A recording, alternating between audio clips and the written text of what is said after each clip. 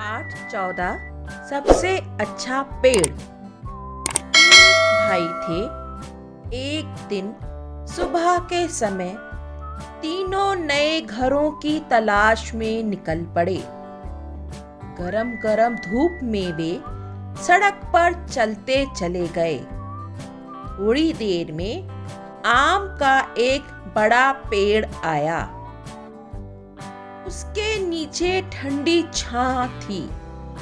तीनों भाई उसके नीचे आराम करने लगे।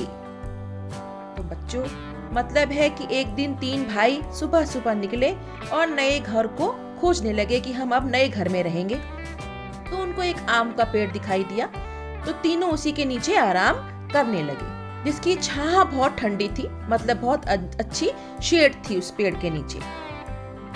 पेड़ के पके आम तोड़ तोड़ कर वे मीठा मीठा रस चूसने लगे। पेड़ के आम तोड़े उन्होंने और उसका रस चूसने लगे। बड़े भाई ने कहा, भाई मुझे तो यही जगह पसंद है। आम के पेड़ से बढ़कर क्या हो सकता है। कच्चे होंगे तो हम अचार बनाएंगे और जब वे पक जाएंगे तो हम मीठे मीठे आम खाएंगे। मतलब बढ़िया है ये पेड़। इसके आम जब पक जाएंगे तो मीठे मीठे आम खाएंगे और कच्चे होंगे तो अचार बनाएंगे। कच्चे आम का अचार बनता है ना बच्चों, पता है ना तुमको। कुछ आम हम बाद में खाने के लिए सुखा कर रख लेंगे। और कहा कि भाई कुछ आम जो बच जाएंगे उन्हें हम सुखाएंगे और रख लेंगे। अमचूर बनता है बच्चों उसका। आम को सुखा लेते हैं और उसको पीस लेते हैं, फिर खट्टा सा पाउडर बन जाता है, उसको अमचूर कहते हैं। उसे सब्जी में, तरकारी में, सलाद में डालकर खाया जाता है। तो ये आम के 3 उपयोग उस बड़े भाई ने बताए। तो बच्चों, कच्चा आम जो होता है उससे अचार बनता है और कच्चे आम को जब हम सुखा कर रख लेते हैं तो अमचूर भी बनाया जाता है। तो कच्चे आम का मुरब्बा भी बनता है बच्चों। और मीठा फल तो जो होता है, जो पका हुआ मीठा फल होता है, वो तो हम सभी जानते हैं कि वो खाने में कितना स्वादिष्ट होता है। हम सभी उसे बड़े चाव से खाते हैं। आम रस बनाया जाता है, आम की आइसक्रीम भी बनती है, आम का मुरब्बा भी बनता है, आम की चटनी भी बनती है। तो आम बहुत ही उपयोगी फल है। आम को हम काटकर गर्मी के मौसम में बड़े चाव से खाते हैं। तो बड़े भाई ने कहा कि मैं तो आम के बड़े फायदे हैं, मैं तो आम के पेड़ के नीचे ही घर बनाऊंगा। पहले भाई ने आम के पेड़ के नीचे एक झोपड़ी बनाई और वहीं ठहर गया। तो उसने अपना घर, अपनी झोपड़ी वहीं बनाई और वहीं रहने लगा। लेकिन उसके भाई वहां नहीं ठहरे, वे आगे चल पड़े। चलते चलते उन्हें केले के कुछ पेड़ मिले। तभी आसमान से एक काला बादल गुजरा मतलब गया, पास हुआ। तो एक काला बादल गुजर रहा था जिस समय वे केले के पेड़ों के पास से गुजर रहे थे। तब पानी बरसने लगा, वर्षा होने लगी। दोनों भाइयों ने केले का एक एक पत्ता काट लिया। उसके साए में उन पर पानी नहीं गिरा। जरा देर में बादल चला गया, बारिश रुक गई। तो केले के पत्ते को उन्होंने छाता बना लिया, उससे अपनी बारिश रोक ली। दूसरे भाई ने कहा, बड़ी भूख लगी है। तो दूसरे भाई ने कहा कि भाई भूख लग रही है। मुझे भी। तीसरे भाई ने कहा, मुझे भी भूख लगी है। दोनों ने केले का एक पत्ता चीरा, उन्होंने एक एक टुकड़े पर खाना परोसा और दोनों ने भरपेट खाना खाया। अब केले के पत्ते को चीरा मतलब काट लिया और उसकी पत्तल बना ली, उस पर खाना परोसा और खाने लगे। इसके बाद एक एक केला भी खाया। अब केले का उन्होंने छाता भी बनाया, अब पत्तल भी बना ली और केले का फल भी खा लिया। दूसरे भाई ने कहा, मैं तो यहीं घर बनाऊंगा। केले के पेड़ से अच्छा क्या होगा?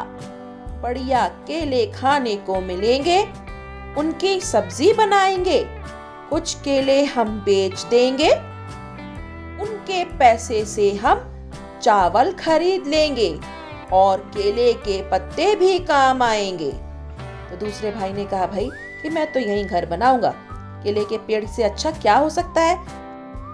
बढ़िया केले खाने को मिलेंगे, कच्चे केलों की सब्जी भी बना सकते हैं और कुछ केले अगर हमारे खाने से एक्स्ट्रा होंगे तो उन्हें हम बेच देंगे और फिर उनसे चावल खरीद लेंगे।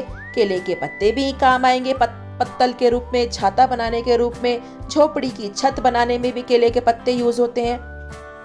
इसलिए दूसरे भाई ने वहीं अपनी झोपड़ी बना ली। मगर तीसरा भाई आगे बढ़ता चला गया। चलते चलते उसे नारियल का एक पेड़ मिला। पेड़ बड़ा लंबा और पतला था।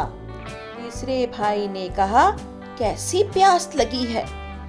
तो तीसरे भाई को एक नारियल का पेड़ लगा, पतला लंबा सा नारियल का पेड़, पतला लंबा ऊंचा होता है।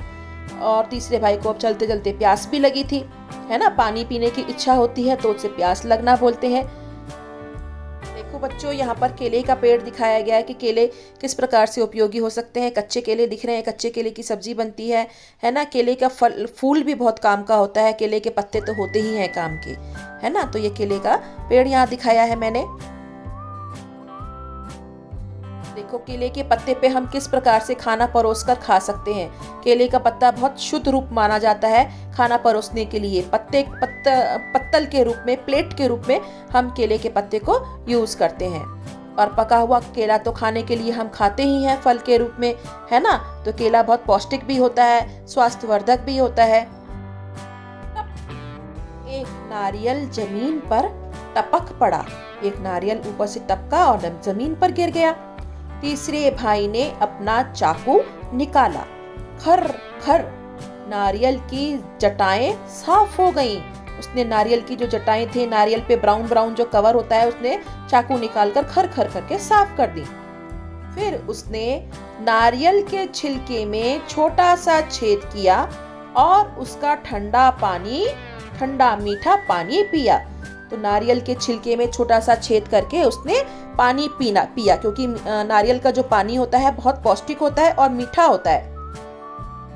नारियल के पेड़ की छोटी सी छाह। अब नारियल के पेड़ की छोटी सी छाह थी, क्योंकि वो बहुत ऊंचा, लंबा और पतला सा पेड़ था, इसलिए छाह भी उसकी छोटी सी थी। तीसरा भाई उसी छाह में बैठ गया और सोचने लगा, आम का पेड़ बहुत बढ़िया होता है और आम भी बड़ा अच्छा फल है।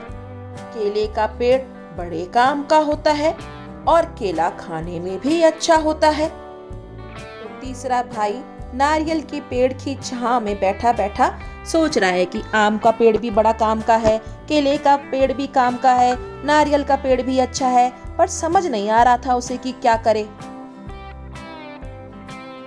पेड़ नीम का भी अच्छा है, उसकी दातुन बड़ी अच्छी रहती है। दातुन क्या होती है बच्चों? नीम की टहनियों को सुखाकर उसके ब्रश बनाया जाता है, जिससे हम दांत साफ करते हैं, उसे दातुन बोलते हैं। तो बहुत अच्छी चीज होती है बच्चों। देसी जो ब्रश होते हैं दांत मांजने के, उन्हें दातुन बोला जाता है। घर में कोई बीमार हो तो लोग नीम की टहनियां दरवाजे पर लटका देते हैं। ये ऐसा माना जाता है बच्चों कि अगर कोई बीमार है तो नीम की टहनियों को दरवाजे पे बांध दिया जाता है। इसके पीछे का लॉजिक ये होता है कि नीम की टहनियों से जो वायरस होता है, तरह तरह के कीटाणु विषाणु होते हैं, वो घर में प्रवेश नहीं करते हैं। मेरे पास नीम का पेड़ हो तो मैं उसकी टहनियां बेच सकता हूँ और पेड़ मुझे ठंडी छाह भी देगा। और अगर कहीं मेरे पास रबड़ का पेड़ होता तो मैं अपना चाकू निकालकर पेड़ की छाल में एक लंबा चीरा लगा देता। वो कह रहा है कि अगर मेरे पास नीम का पेड़ होता तो उसकी पत्तियां काम आती, टहनियों के दातुन बनते, टहनियों को हम बाजार में जाकर बेच देते और उसके काफी उपयोग होते। और अगर मेरे पास रबर का पेड़ होता तो मैं उसकी छाल से चीरा लगा देता और छाल की जड़ में एक प्याला रख देता, उससे उसका दूध निकाल लेता, उससे बच्चों रबड़ बनता है। चीरे के तले में एक प्याला रख देता, पेड़ के दूधिया रस को मैं प्याले में भर देता, रस को पकाकर मैं रबड़ बना लेता, रबड़ में बेच देता। रबड़ के लोग गुब्बारे, टायर और तरह तरह की चीजें बना लेते। तो बच्चों, रबड़ के पेड़ से जो एक तरह का सैप निकलता है, उसके तने में से एक दूध जैसा निकलता है पदार्थ, उसको पकाते हैं, उससे रबड़ बनता है। रबड़ से टायर बनते हैं, गुब्बारे बनते हैं, खिलौने बनते हैं रबड़ के, और बहुत सारी तरह तरह की चीजें बनती हैं। तो ये बता रहा है कि अगर रबड़ का पेड़ होता तो मैं ये उपयोग उसके करता। देखो बच्चों, मैंने यहाँ दिखाया है रबड़ के टायर हैं, रबड़ से बनने वाले गुब्बारे हैं, रबड़ से तरह तरह के खिलौने बनते हैं। जितनी भी तरह की हमारी गेंदें यूज होती हैं खेलों में, फुटबॉल हो, क्रिकेट बॉल हो, सभी रबड़ की बनी हुई होती हैं। अच्छे पेड़ों की क्या कमी है? नारियल की पेड़ की ही सोचो। अब वो नारियल के पेड़ की उपयोग बता रहा है। नारियल की जटाओं को काटकर मैं मोटी डोरियां बना सकता हूँ। जटाएं काटते हैं, उसकी डोरियां, रस्सियां बनती हैं, और डोरियों से मैं मजबूत चटाइयां बना सकता हूँ। चटाइयां बनती हैं उन डोरियों से। रस्सियों और चटाइयों को मैं शहर में, बाजार में जाकर बेच सकता हूँ। मैं नारियल का पानी भी पी सकता हूँ। मैं नारियल की गरी खा सकता हूँ। नारियल के अंदर का जो सफेद सफेद पदार्थ होता है उसे गरी बोलते हैं। और कुछ गरी सुखाकर मैं खोपरा भी तैयार कर सकता हूँ। अगर उस गरी को हम सुखा लेते हैं तो उसमें से तेल निकलता है, फिर उसे खोपरा बोलते हैं। खोपरे को पेरकर मैं गोले का तेल निकाल सकता हूँ। उस खोपरे को हम पेरते हैं, पीसते हैं, तो उसमें से गोले का तेल निकलता है। गोले का तेल साबुन और कितनी ही चीजें बनाने में काम आता है। तो गोले का तेल का उपयोग तो हम सभी जानते हैं, है ना। नारियल के छिलके को साफ करके कटोरे और प्याले भी बना सकता हूँ। नारियल के छिलकों से बच्चों कटोरे बनते हैं और प्याले भी बनते हैं। ठीक ही तो है, मेरे लिए पेड़ सबसे अच्छा है। मैं तो इसी के नीचे घर बनाऊंगा। तो नारियल के पेड़ के उसने बहुत सारे उपयोग गिराए कि नारियल के पेड़ की गरी अच्छी होती है, उसको सुखाकर उसका खोपरा बना के तेल निकाला जा सकता है। उसकी नारियल की जटाओं की रस्सी बनती है, रस्सियों से चटाई बनती है। चटाइयाँ भी बहुत उपयोगी होती हैं, बाजार में बेची जा सकती हैं। और नारियल की पत्तियां तो होती ही हैं उपयोगी। इसीलिए तीसरे भाई ने नारियल के तले में अपनी कुटिया बनाई और मजे से रहने लगा।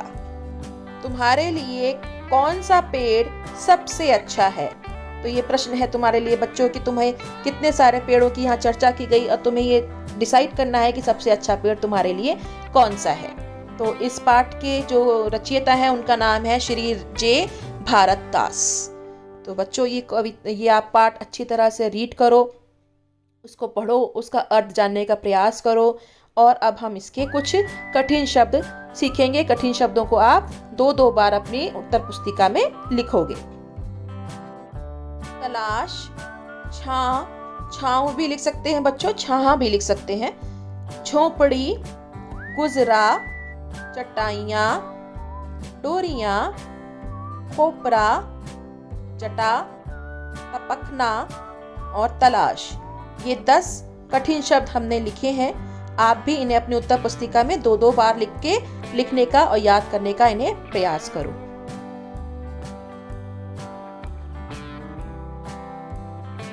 अब कुछ कठिन शब्दों का हम अर्थ भी जानेंगे। शब्द अर्थ, शब्द और अर्थ। नंबर 1, तलाश। तलाश मतलब खोज। जटाई मतलब रेशे। छाहा मतलब छाया। कुटिया मतलब झोपड़ी। टपकना का मतलब टूटकर गिरना। चटाई का मतलब सींग, बांस आदि का बना बिछावन। बिछावन मतलब बिछाने वाली चीज। डोरी मतलब रस्सी। खाना परोसना का मतलब होता है बच्चों थाली या पत्तल में खाने के लिए खाना डालना। ठीक है बच्चों, तो ये इसके शब्द अर्थ थे। तो बच्चों, आपको अगर वीडियो अच्छी लगी है तो इसे लाइक करो और अपने मित्रों के साथ शेयर करो और सब्सक्राइब भी करो चैनल। इसके दूसरे भाग में बच्चों मैं इस पाठ के आपको सारे अभ्यास कार्य समझाऊंगी और आप उस वीडियो को इसके दूसरे अंक में देखोगे। तो बच्चों चलो बाय बाय और सब्सक्राइब करना मत भूलना मेरे चैनल को। बाय बच्चों।